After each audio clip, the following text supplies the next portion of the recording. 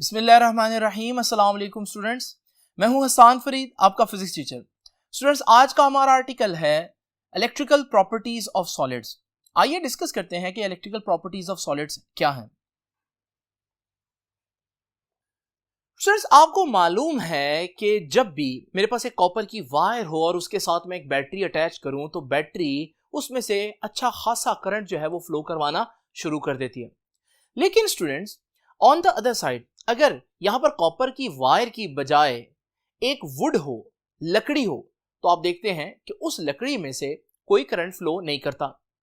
तो हमारे इर्द गिर्द कुछ चीजें ऐसी हैं जिनमें से बहुत करंट पास करता है, कुछ चीजें ऐसी हैं जिनमें से बहुत कम करंट पास करता है, और कुछ चीजें ऐसी हैं जिनमें करंट पास ही नहीं करता।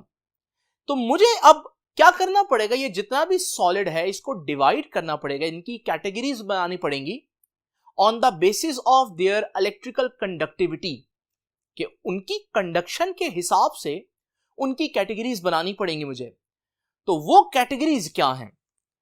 जब मैंने देखा तो मुझे पता चला हम इनको तीन तरह से डिवाइड कर सकते हैं। नंबर वन, एक कैटेगरी हम बना सकते हैं कंडक्टर्स की। कंडक्टर्स में क्या खास बात है? कंडक्टर्स वो होंगे जो बहुत ज्यादा करंट पास करते हैं for the given amount of voltage, और जब वो बहुत ज्यादा करंट पास करते हैं तो मैं क्या कहूंगा, उनमें कंडक्शन बहुत ज्यादा है, या दूसरे अल्फाज में उनकी कंडक्टिविटी हाई है। तो याद रखिएगा, कंडक्टर्स क्या हैं? कंडक्टर्स वो हैं जिनकी बहुत हाई कंडक्टिविटीज होती है, ठीक है ना? तो ये ज्यादा करंट प्रोड्यूस कर सकते हैं। अब क्वेश्चन ये है कि इनकी कंडक्टिविटी कितनी होगी। तो इनकी कंडक्टिविटी की जो रेंज है वो सुन लीजिए। तो रेंज ऑफ कंडक्टिविटी होती है of the order of 10 raise to the power 7। इतनी ज्यादा कंडक्टिविटी होती है इनकी। और याद रखिएगा, साथ इसका यूनिट आएगा ओहम मीटर के ऊपर -1 पावर होगी, यानी कि ऐसे बोलेंगे यूं कि 10 रेज टू पावर 7 पर ओहम पर मीटर। कंडक्टिविटी का ये यूनिट कहां से आया और कंडक्टिविटी असल में है क्या? ये आर्टिकल मैंने चैप्टर नंबर 13 में, जहां स्पेसिफिक रेजिस्टेंस और रेजिस्टिविटी को डिस्कस किया था, वहां ये बताया था। तो अगर आप इसको डिटेल में जानना चाहते हैं, ये आप लेक्चर जरूर देखें। लेकिन अभी के लिए आप लोगों को सिर्फ इतना पता होना चाहिए कि जब मैं बोलता हूं ना किसी चीज की कंडक्टिविटी बहुत ज्यादा है, इसका मतलब उसमें से गिवन वोल्टेज पर बहुत ज्यादा करंट पास करता है। स्टूडेंट्स, अगली बात यह है, अगर मैं कंडक्टिविटी बता सकता हूं तो मैं रेजिस्टिविटी भी बता सकता हूं। आप लोग जानते हैं रेजिस्टिविटी कंडक्टिविटी का क्या है?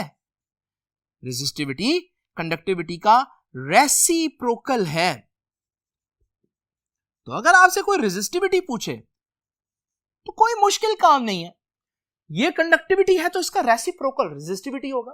तो 10 रेज टू पावर 7 का रेसिप्रोकल क्या? 10 रेज टू पावर -7।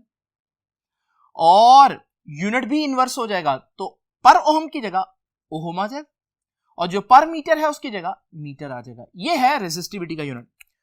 तो हम यूं भी डिफाइन कर सकते हैं कि कंडक्टर्स आर दो solids which have very high value of conductivity, or we can also say that कि which have very low value of resistivity। तो ये हमारे पास बेसिकली कंडक्टर्स की डेफिनेशन है। स्टूडेंट्स, अब देखते हैं अपने इर्द गिर्द कौन सी ऐसी चीजें हैं जिनमें कंडक्टिविटी बहुत ज्यादा होती है। तो स्टूडेंट्स, याद रखिएगा, इनकी एग्जांपल्स में जितनी मेटल्स है ना, वो हमारे पास एक खास कैरेक्टरिस्टिक रखती हैं, और वो ये है कि उनकी कंडक्टिविटी बहुत ज्यादा होती है। For the given amount of voltage वो बहुत ज्यादा करंट पास करती हैं।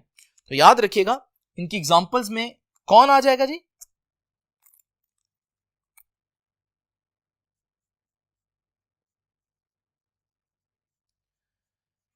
तो एग्जांपल्स में मेटल्स आ जाती हैं, और मेटल्स में से मैं बेस्ट बता देता हूं, कॉपर, सिल्वर, गोल्ड। ये तीन मेटल्स जो है ना, ये बेस्ट कंडक्टर, टॉप 3 कंडक्टर्स में आते हैं। यही वजह है स्टूडेंट्स, आप जितनी भी वायरिंग करते हैं अपने इर्द गिर्द देखते हैं उसमें कौन सी वायर यूज होती है? कॉपर की वायर यूज होती है। अगर आप पंखे को खोलें तो उसके अंदर जो मोटर के ऊपर वाइंडिंग है वो कॉपर की वायर होती है। तो कहीं पर भी आप देखेंगे घर में आपको कॉपर की वायर नजर आएगी। इसी तरह से स्टूडेंट्स, ये हमारे पास जो गोल्ड है, अक्सर कंडक्टिविटी को इंक्रीज करने के लिए हम प्रोसेसर वगैरह, मदरबोर्ड्स वगैरह में जो कनेक्शन लगाते हैं वो बेसिकली गोल्ड के होते हैं और सिल्वर के भी हो सकते हैं। तो जहां पर हमें कंडक्टिविटी बहुत ज्यादा चाहिए होगी वहां पर हम इन मैटर्स में से या कोई और मैटर जिसमें ऐसी प्रॉपर्टीज हो वो यूज करेंगे। तो ये तो हो गया थोड़ा सा तारुफ कंडक्टर्स के बारे में। आपको पता चल गया कि कंडक्टर जो हैं वो हमारे पास वो चीजें हैं जो बहुत ज्यादा करंट पास कर सकती हैं। नेक्स्ट चीज क्या है स्टूडेंट्स, मेरे पास एक ऐसी कैटेगरी फिर बनती है जिन्हें मैं कहूंगा नॉन कंडक्टर। इनका एक और नाम भी हम दे सकते हैं और वो है इंसुलेटर। अब जैसे कि कंडक्टर्स वो हैं जिनकी कंडक्टिविटी बहुत ज्यादा है, तो नॉन कंडक्टर्स वो होंगे वेरी लो कंडक्टिविटी। यानी जब हम एक गिवन वोल्टेज इनको देते हैं तो इनमें से इतना करंट पास नहीं करता। अब इनकी कंडक्टिविटी कितनी होगी स्टूडेंट्स, याद रखिएगा, इनकी रेंज ऑफ कंडक्टिविटी बता देता हूं।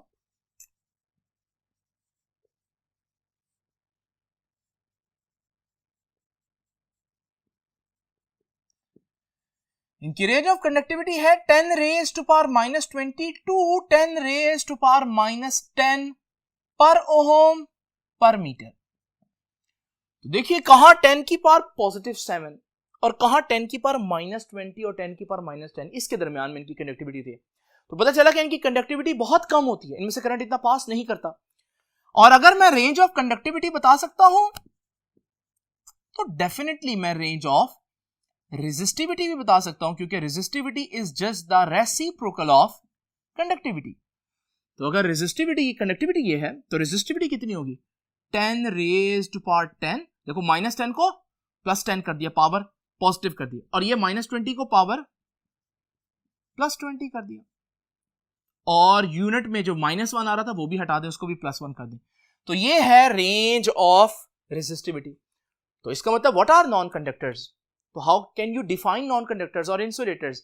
इंसुलेटर्स आर दो solids which has very low conductivity और वेरी हाई रेजिस्टिविटी। अब स्टूडेंट्स, अपने इर्द गिर्द अगर हम देखें तो कहां पर हमें नॉन कंडक्टर्स नजर आएंगे?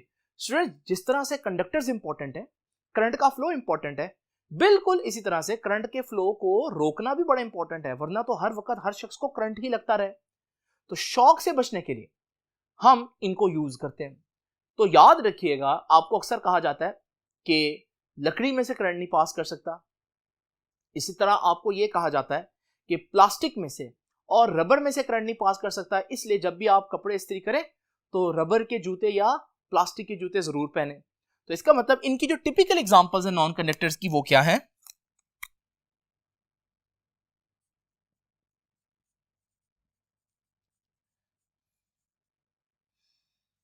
इनकी टिपिकल एग्जांपल्स में वुड,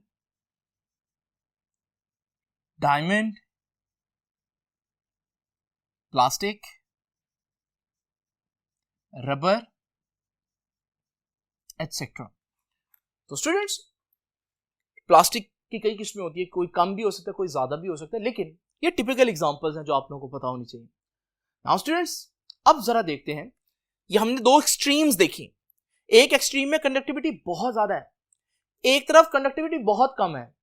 अब हम डिस्कस करेंगे कुछ ऐसे सॉलिड्स जिनकी कंडक्टिविटी ना तो इतनी ज्यादा होती है जितनी कंडक्टर्स की है, लेकिन ना ही इतनी कम भी होती है जितनी नॉन कंडक्टर्स की है, बल्कि दरमियान में होती है। उन्हें हम क्या नाम देंगे? जैसे कि पता चल रहा है वो दरमियान में है कंडक्टर और नॉन कंडक्टर के, तो उनका नाम भी यही है, semi conductors. Now what are semiconductors? They have medium conductivity, ना बहुत कम ना बहुत ज्यादा, और इनकी रेंज ऑफ कंडक्टिविटी कितनी है जी?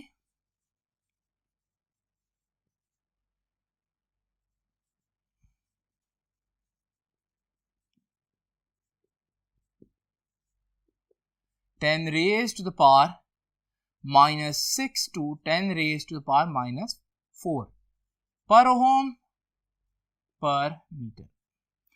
और स्टूडेंट्स अगर आपने कंडक्टिविटी की बजाय रेजिस्टिविटी निकालनी हो तो फिर सिंपल आपको क्या करना है, रेसिप्रोकल कर देना है।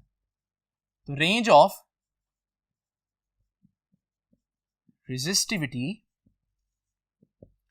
तो 10 की पावर -4 का रेसिप्रोकल 10 की पावर 4, 10 की पावर -6 का रेसिप्रोकल 10 की पावर 6, और इस यूनिट का भी रेसिप्रोकल सिर्फ ओम मीटर आ जाएगा। स्टूडेंट्स इनमें कौन सी चीजें आ जाती हैं, इनमें आपके पास जो आपका पीरियोडिक टेबल है, केमिस्ट्री में आप लोगों ने पढ़ा, उस पीरियोडिक टेबल में जो 4th ग्रुप है, उस ग्रुप में आप देख रहे हैं सिलिकॉन है, जर्मेनियम है, ये सेमीकंडक्टर्स हैं। तो याद रखिएगा इसकी एग्जांपल्स में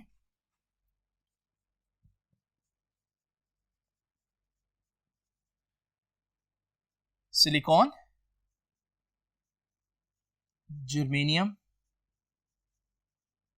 एटसेट्रा। स्टूडेंट्स ये चीजें हमें कहां दिखती हैं, आप लोग जितना भी इलेक्ट्रॉनिक इक्विपमेंट देखते हैं, फॉर एग्जांपल ये जो मेमोरी कार्ड है, इस मेमोरी कार्ड के ऊपर ये जो चिप है, बेसिकली ये चिप जो है वो सिलिकॉन से बनी होती है। इस तरह आपके कंप्यूटर के अंदर जितनी भी चिप्स हैं वो सिलिकॉन या उसके कंपाउंड से मिलकर बनी होती है। तो स्टूडेंट्स ये वो 3 कैटेगरीज हैं जो आप लोगों को पता होनी चाहिए। इलेक्ट्रिकल प्रॉपर्टीज के लिहाज से मैंने जितना भी सॉलिड है उसको 3 कैटेगरीज में डिवाइड कर दिया। लेकिन स्टूडेंट्स क्वेश्चन अब ये उठता है कि ये 3 डिफरेंट बिहेवियर्स क्यों? पहले इसको एक्सप्लेन किया था बोहर ने अपनी फ्री इलेक्ट्रॉन वाली थ्योरी से। वो कहता था कि जिस चीज के पास फ्री इलेक्ट्रॉन हो वो अच्छे कंडक्टर्स होते हैं। लेकिन हमने देखा कि बोहर की थ्योरी इतनी कंसिस्टेंट नहीं है। समटाइम्स कुछ चीजों के पास फ्री इलेक्ट्रॉन नहीं है बोहर की थ्योरी के मुताबिक, बट फिर भी वो अच्छे कंडक्टर बन रहे थे। तो फिर हमारे पास वो कौन सी थ्योरी है जो इसको सही एक्सप्लेन करेगी कि कंडक्टर्स क्यों हैं, नॉन कंडक्टर्स क्यों हैं, इनमें करंट बहुत ज्यादा, इनमें करंट बहुत कम क्यों प्रोड्यूस होता है, उसको एक्सप्लेन किया स्टूडेंट्स। जो नई थ्योरी हम लोगों ने नेक्स्ट आर्टिकल में पढ़नी है, और वो है एनर्जी बैंड थ्योरी। इसे कहते हैं वेव मैकेनिकल मॉडल। तो एनर्जी बैंड थ्योरी जो है ये हम लोग नेक्स्ट आर्टिकल में डिस्कस करेंगे। उसमें हम इसकी वजह जानेंगे कि ऐसा 3 डिफरेंट किस्म के बिहेवियर्स क्यों एग्जिस्ट करते हैं सॉलिड्स के अंदर। तो स्टूडेंट्स ये था हमारा आज का आर्टिकल। ये जो बोहर वाली बात मैंने की है और एनर्जी बैंड थ्योरी वाली बात की है, ये कंपैरिजन बुक ने भी इस आर्टिकल में यहां पर मेंशन किया हुआ है। तो स्टूडेंट्स आगे आप देख भी रहे हैं कि एनर्जी बैंड थ्योरी का आर्टिकल स्टार्ट हो रहा है। तो हमारे पास नेक्स्ट आर्टिकल बहुत इंपॉर्टेंट लॉन्ग क्वेश्चन भी है और वैसे भी बहुत इंपॉर्टेंट और इंटरेस्टिंग आर्टिकल है। तो स्टूडेंट्स आपसे इंशाल्लाह मुलाकात होगी नेक्स्ट लेक्चर में। तब तक के लिए अल्लाह हाफिज।